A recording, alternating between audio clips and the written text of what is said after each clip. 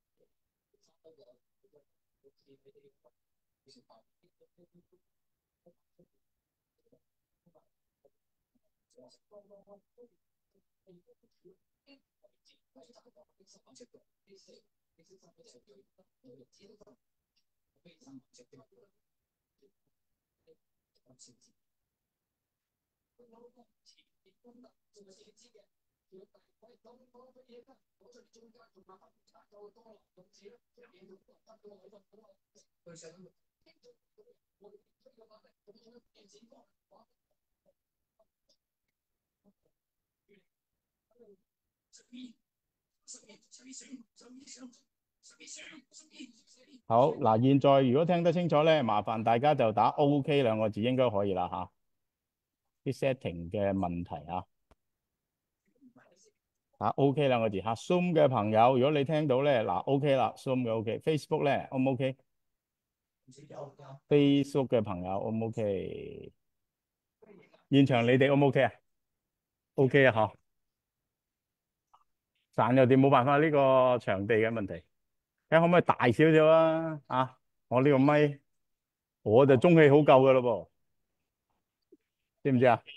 啊，嗱，我都聽到自己講嘢，因為呢度咧係一個空曠嘅位置。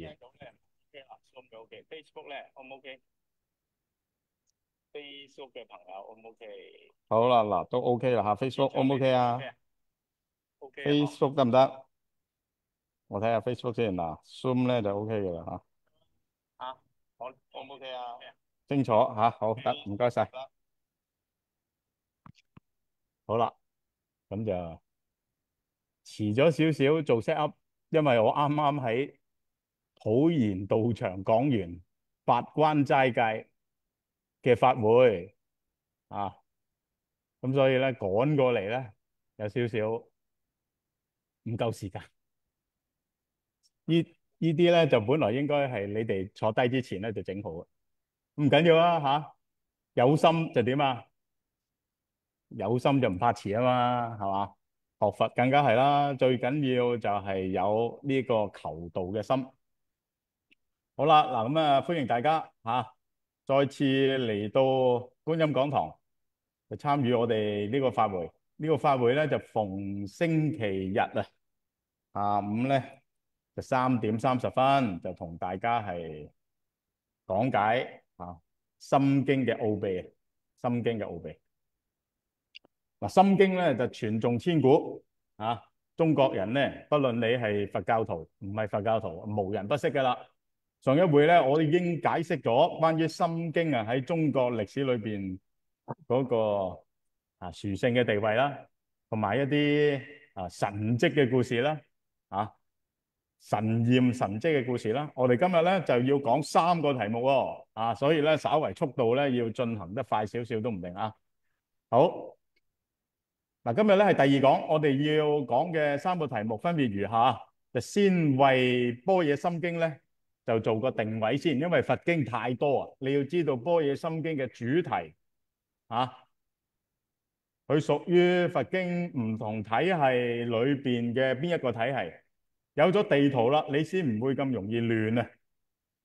聽經咧，先知道究竟佛開示啊最重要嘅信息究竟係乜嘢啊嘛。然後我哋問一個問題啦，嗱呢個問題咧好重要啦，就關於心經嘅主角啊。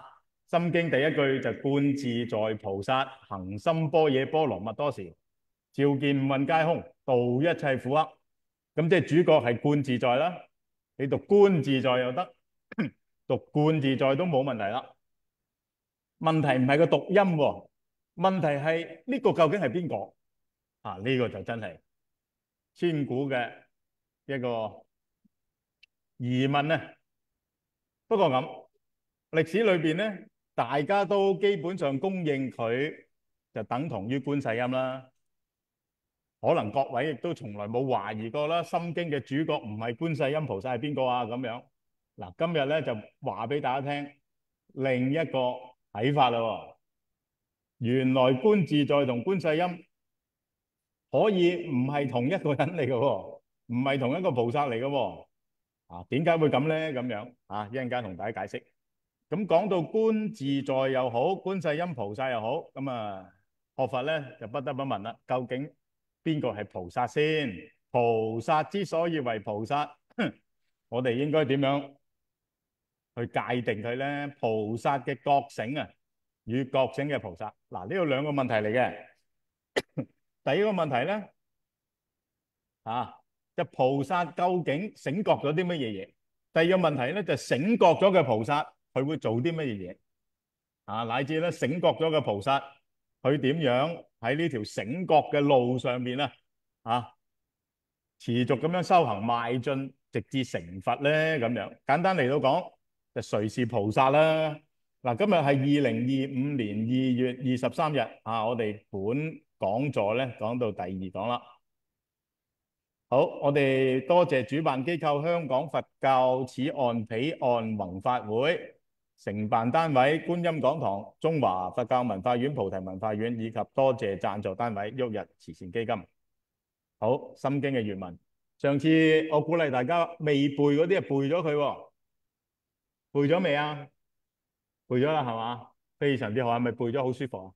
背咗好舒服啊，心安就理得啊！而且咧，你背咗心經以後，每日做功課就可以修持心經嘅法門啊嘛。將來我哋會講到點樣修持心經先都有一啲獨特嘅方法嘅喎。咁第一個修法，首先就背咗佢先啦。唔識背就收唔到個噃，要識背先得㗎。咁你就翻去背咗佢。係咪個個都背好啦？有冇人未背好㗎？勇敢啲舉手話我聽，要加勇敢兩個字。非常之好啊！冇人舉啊嚇，即係證明咧，你哋已經咧行出咗修持嘅第一步，就係念誦般若波羅蜜多心經啊！好嗱，呢個梵文本俾大家睇一睇嘅啫，呢啲天成體啊，天成體嚇。好，咁要了解關於心經嘅義理定位咧，大家可以掃描呢個二維碼在家嘅朋友咧，你就可以 cap 低呢張相，就去我嘅 YouTube 頻道聽我其中一個課嘅其中一講。呢個課咧叫大乘經嘅四大主題啊，咁啊提及到心經嘅出處啦，同埋一啲嘅義理嘅背景嚇。咁我就特別喺度俾啲一個連結，大家有時間就翻去聽咯，好有用噶喎。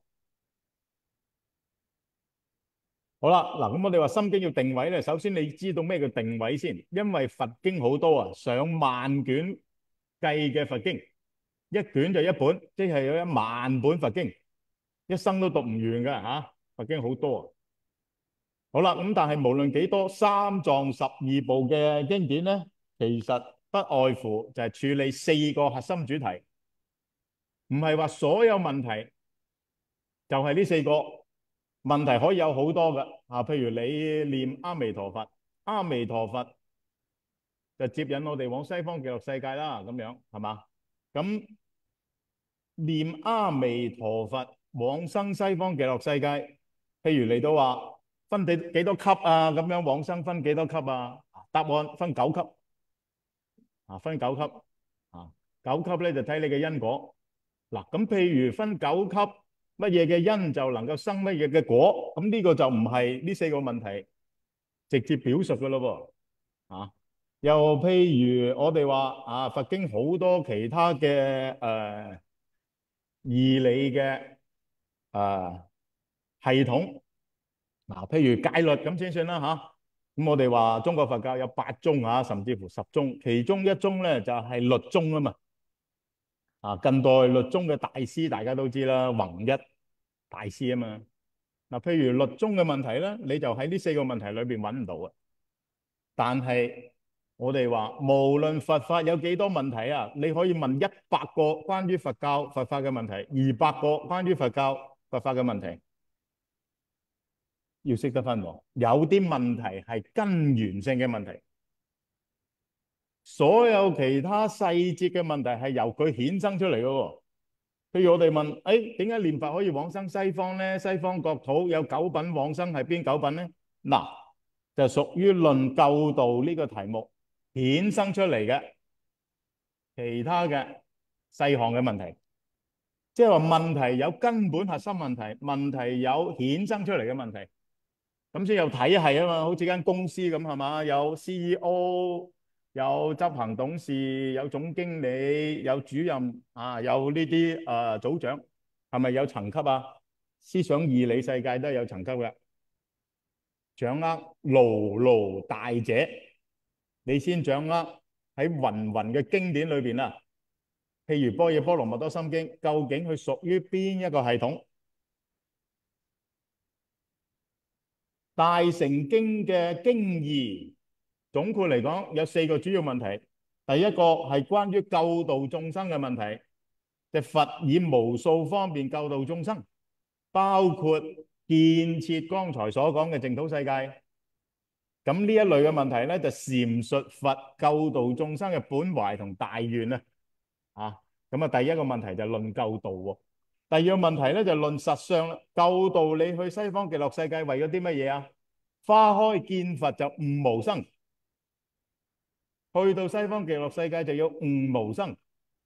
其實你去唔去西方極樂世界，你都要悟無生噶啦。無生就無生法忍，即係如實觀諸法實相。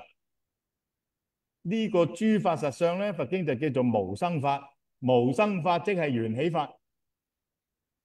般若經所講嘅緣起性空，心經所講嘅照見五蘊皆空諸法空相等等等等一言以蔽之就論實相，闡述佛喺菩提樹下如實觀證，證即係親證，自己內自證，內自證用自己嘅智慧去內自證，親證觀證，叫如實觀證如實觀證什麼緣起實相。緣起就阿含經已經講噶啦。佛教有一系列關於緣起嘅理論稍後講到緣起法咧，同大家再講般若心經嘅緣起理論屬於邊一個系統。而家先清楚界定呢一點先。般若心經係屬於邊一個核心主題答案講完4個主題之後，我哋再講啦。第3個就論業力，業力即係因果業力點解有前世？點解有今生？點解今生又會延續到來世呢？過去、現在、未來3世因果嘛。前世做咗嘅事我都唔記得啦。有陣時覺得我要承受佢嘅嗰啲業報都好似好無辜咁會唔會覺得好無辜我都唔識佢，係嘛？唔係唔識佢根本你就係佢我唔知我都無名無姓，我對佢毫無記憶。業力就存喺我哋嘅心識裏邊，由過去到現在，由現在到未來。唔記得係因為我哋換咗個身體，換咗個身體，大腦都死亡啦，嗰啲記憶都冇晒啦，係嘛？等於一個人患得失憶症，因為個大腦機能衰退嘛，毀壞咗嘛。咁我哋都死咗咯，換咗個身體，咁梗係唔記得前世嘅嘢啦。唔記得一件事，作如是因就一定點啊？得如是報，因果就不爽啊！天網恢恢就點啊？疏而不漏，冇嘢會漏嘅。爭人一毫子都要還，一毫子啫喎，唔使還得跌都跌咗啦，係咪啊？大家會覺得濕碎啦。因果係冇得濕碎嘅，幾濕碎都有因果啊！好啦，咁啊點解會咁咧？咁樣你問落去一大堆問題喎，啊啲業力點樣貫穿三世喎？嗱，就論業力啦，闡述業力嘅運作系統啊。咁啊第三類問題，第四類問題啦，我要走出呢個三世因果啊嘛，我就要如實觀諸法實相啊嘛，將來我成佛我就要去救眾生啊嘛。咁於是乎就要問啦，佛如何成啊？成佛嘅問題，成佛學佛為咗啲乜嘢啊？學佛就係為咗第一解脫生死啊！小乘嘅理想就係解脫生死，證阿羅漢果。大乘就話俾你聽啊，解脫生死之後啊，難道你冇嘢做啊？阿羅漢話係啊，冇嘢做啊，已經不弱啊嘛。所以佢嗰個果位叫做無學果，無學果咁即係冇嘢做啦，即係失業啦。阿羅漢其實就係失業人士啊，知唔知啊？啊，所以當你失業嘅時候，你諗起阿羅漢咧就好安慰啦，佢都失業啫，咁我又失業，係嘛？大家係好兄弟啊，一齊失業。阿羅漢冇嘢做，大乘佛教話阿羅漢點會冇嘢做啊？係有嘢做，你唔知要做啊？點解啊？因為你未學到菩薩道，菩薩就好多嘢做啦，行願無邊啊，幾時都做唔完嘅。菩薩啲嘢係菩薩道就要救度眾生，救度眾生咧就自己要覺醒，自己要得大菩提就成佛。所以咧，佛教到最後就要問呢個問題：佛如何成？憑乜嘢去成？有冇啲人係唔可以成佛嘅？各位有冇啲人唔可以成佛噶？有冇噶？認為有嘅舉手，唔敢舉啊你。嗱，有一個舉啊吓。好啦，你認為冇人係唔可以成佛嘅？所有人都會成佛嘅，所有眾生都會成佛嘅，冇一個眾生係唔成佛嘅，請舉手。啊嗱，大部分啊，9個對1個。啊呢位朋友咧就力排眾議啊，佢就認為有人係唔可以成佛嘅。邊個啊？咁我梗會問你噶嘛？你話有人唔會成佛，咁邊個咧？啊，唔信嗰個係嘛？你咧？你認為咧邊個唔會成佛啊？係啊，你舉噶嘛？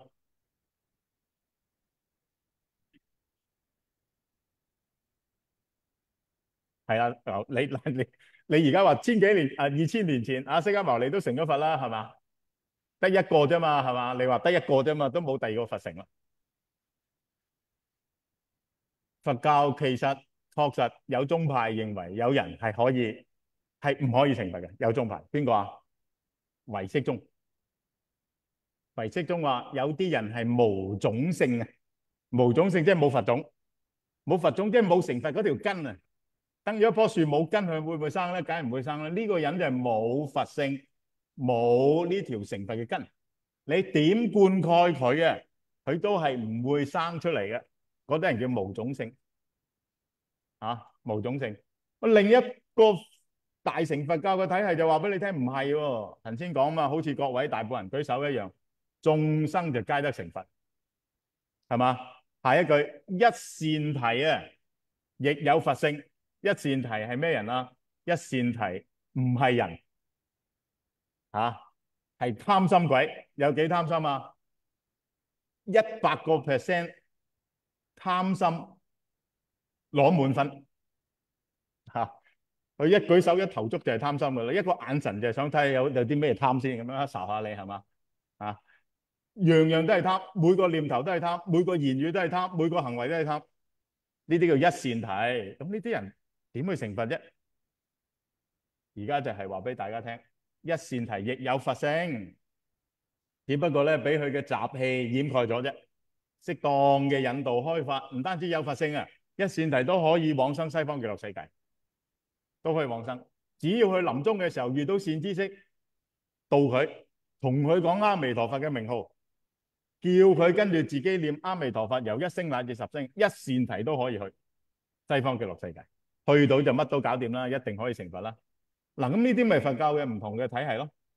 咁論成佛咧就話俾我哋聽啦，究竟人成佛啊，憑乜嘢嘅正因？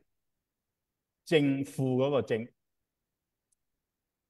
成佛能夠圓滿嘅呢個果位果德啊，佛果嘅果德究竟如何莊嚴，如何圓滿啊？如何理解就果德問題，一個因嘅問題。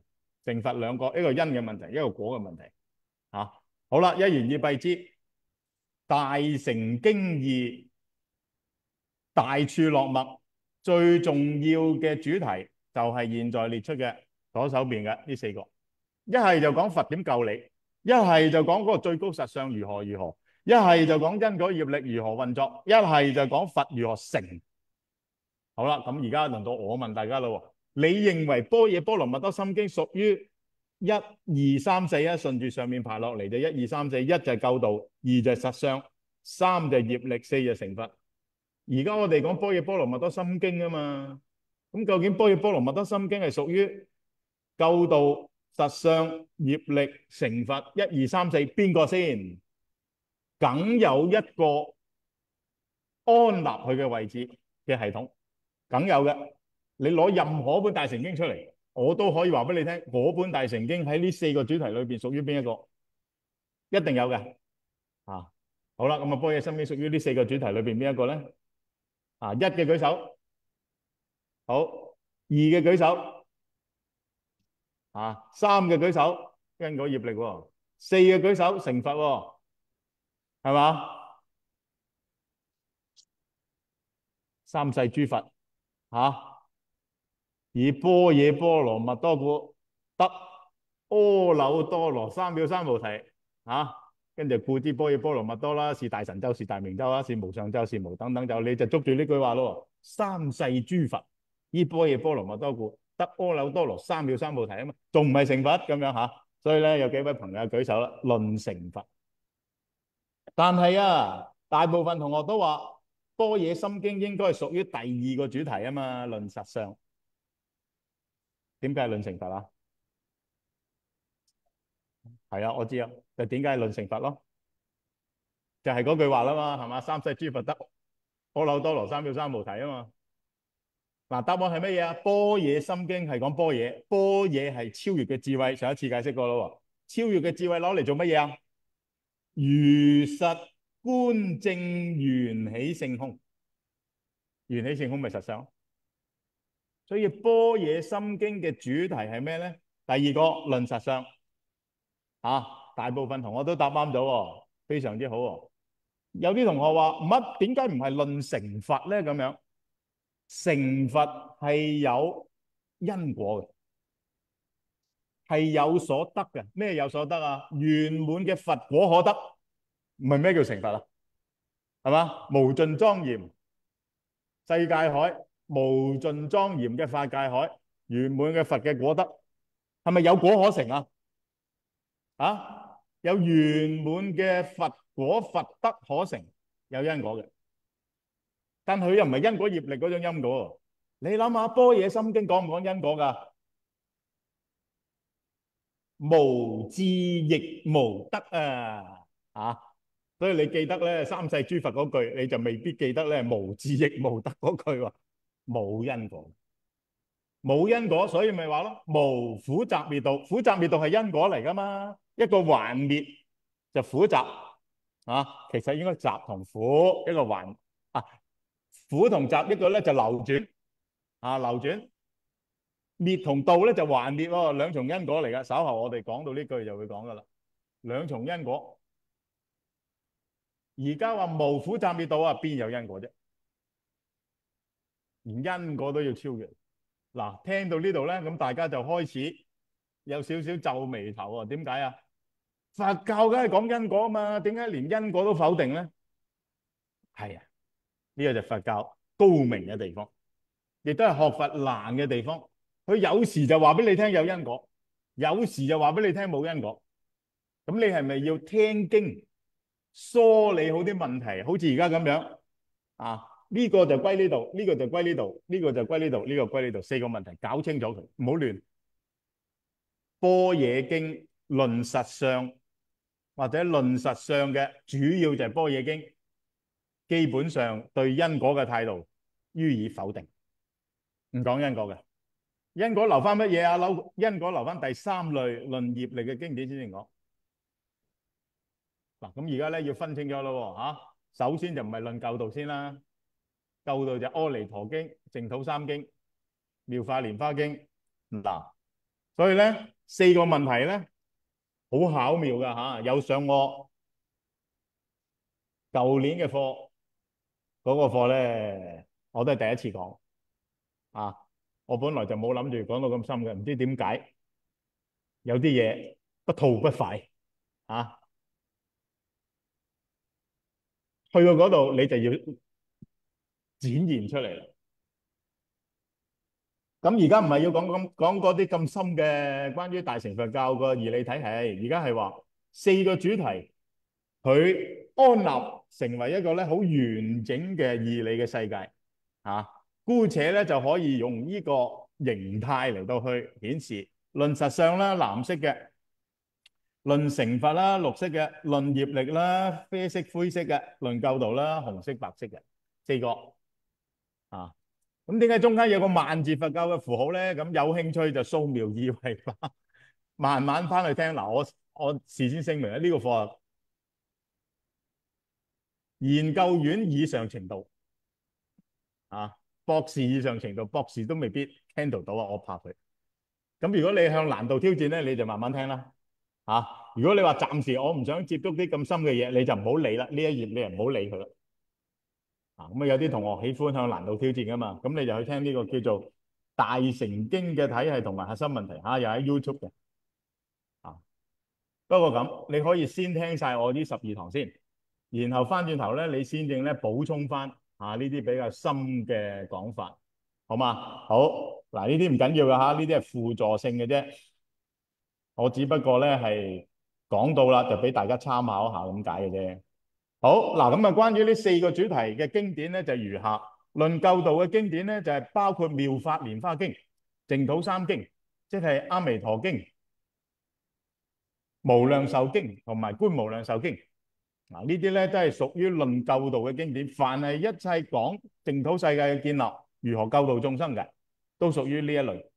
好啦，然後就係論實相嘅經典，包括大家而家準備要聽嘅《心經》、金剛經、維摩經等等一系列嘅般若經，全部屬於呢一類。大部分佛經係屬於呢一類嘅。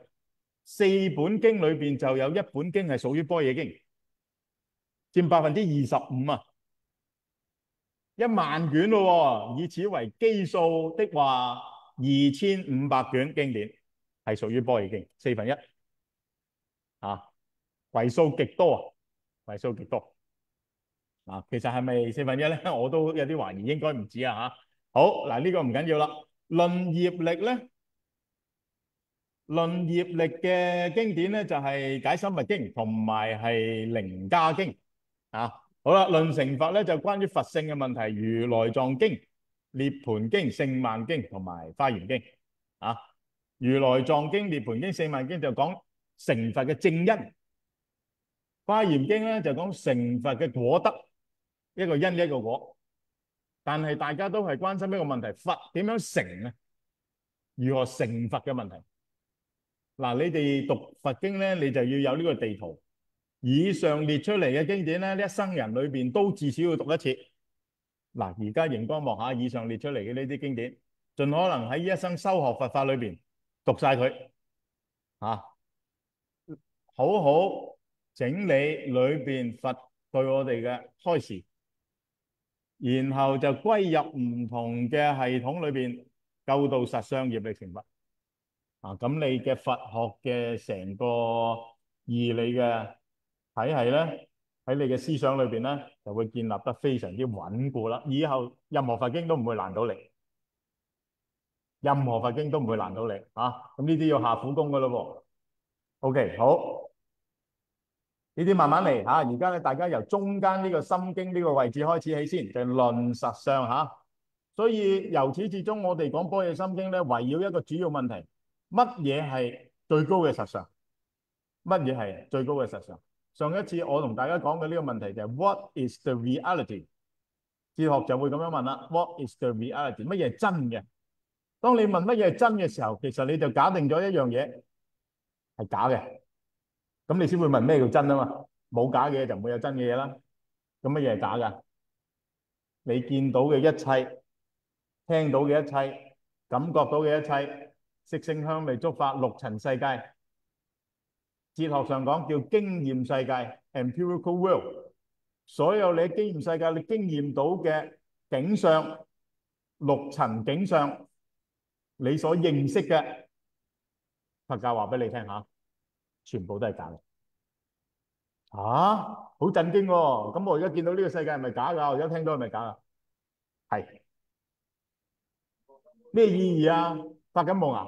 唔係發緊夢，而係話你經驗到、見到、聽到、聞到一切六塵景象，並唔係嗰個實相本身，實相係被遮蓋咗喺後邊，被遮蓋咗後邊。嗱，實相被遮蓋咗喺你而家見到嘅呢個六塵景象後邊，喺後邊，你要撥開佢嗰個實相先會呈現啊！嗱，你見到嘅全部都只不過係外境業相。技術啲講，佛經嘅技術嘅語言就叫做虛妄分別有啊，虛妄分別有啊，係虛妄心投影出嚟，經過我哋嘅色心分別而呈現出嚟嘅有，叫做虛妄分別有。又虛妄又分別，咁即係佢唔係真嘅啦。咁真嘅嘢究竟係點咧？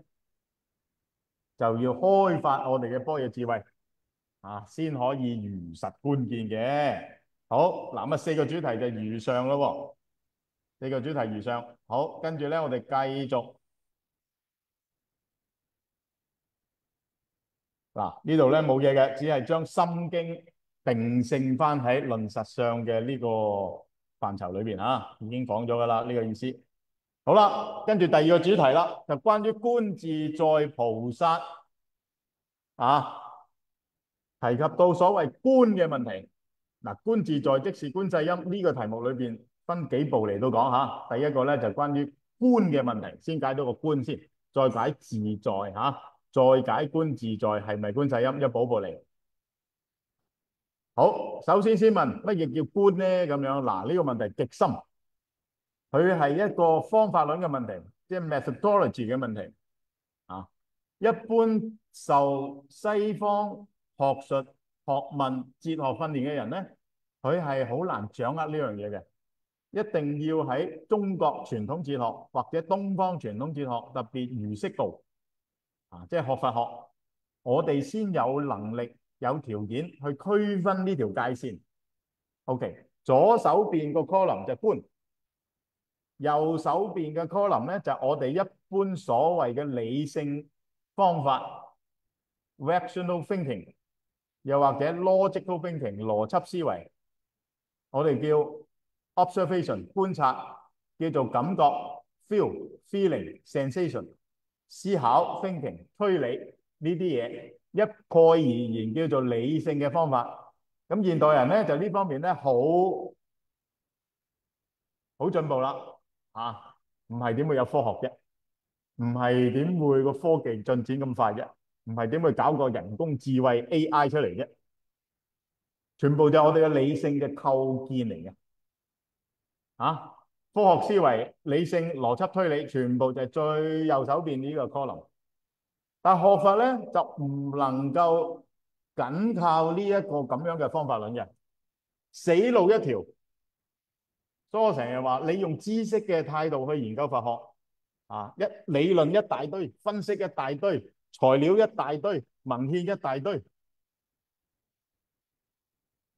你係冇辦法得到佛法嘅精髓、智慧嘅世界入。點解啊？呢啲係知識佛學、理論佛學、學術嘅佛學，有冇用啊？有用，但不足以去智、趣涅槃、趣覺、趣智、趣涅槃不可以啊！導致啊，趣即係導致我哋覺醒不可以，導致我哋得智慧不可以，導致涅槃不可以，不趣覺、不趣智、不趣涅槃啊！如來嘅說話嚟噶喎，佛嘅說話嚟喎。趣智、趣覺、趣涅槃咧，你就要用觀嘅辦法。嗱，裏邊有9個項目，其實再列落去都得噶吓，只不過冇位啊，冇位啊，我要一頁睇晒啊嘛。嗱，第一關於向度嘅問題，觀咧同思維、思考、感覺好唔同嘅。觀係向內、向內、向自己嘅生命發生，觀察就唔係咯吓，觀察嗱，觀察點觀察啦？啊，咁咪觀察咯，啊，係咪？慢慢去研究，慢慢去數佢，慢慢去用顯微鏡、放大鏡，任何科學方法，慢慢去探測佢係咪作為一個外在對象去進行啊？所以嗰個向度咧，完全係兩回事。嗱，第一句觀自在菩薩係嘛？第二句係咩嘢？行深般若波羅蜜多時。OK 咯，留意第三句，照見五蘊皆空。點解唔係照見鮮花皆空啫？點解唔係照破山河大地啫？先破個山河大地，先破個外境啊嘛。點解第一句就要講照見五蘊皆空啫？就係呢個啦。觀嘅作用向度係生命，係生命，係內在嘅生命。所以從呢個角度講咧，佛法根本就係一種生命超升嘅學問，智慧之學，我嚟處理生命，而唔係處理客觀世界。所以咧，啲人成日話佛法同科學點比較係嘛？第一句就錯啦，可比可不比，睇下你點比。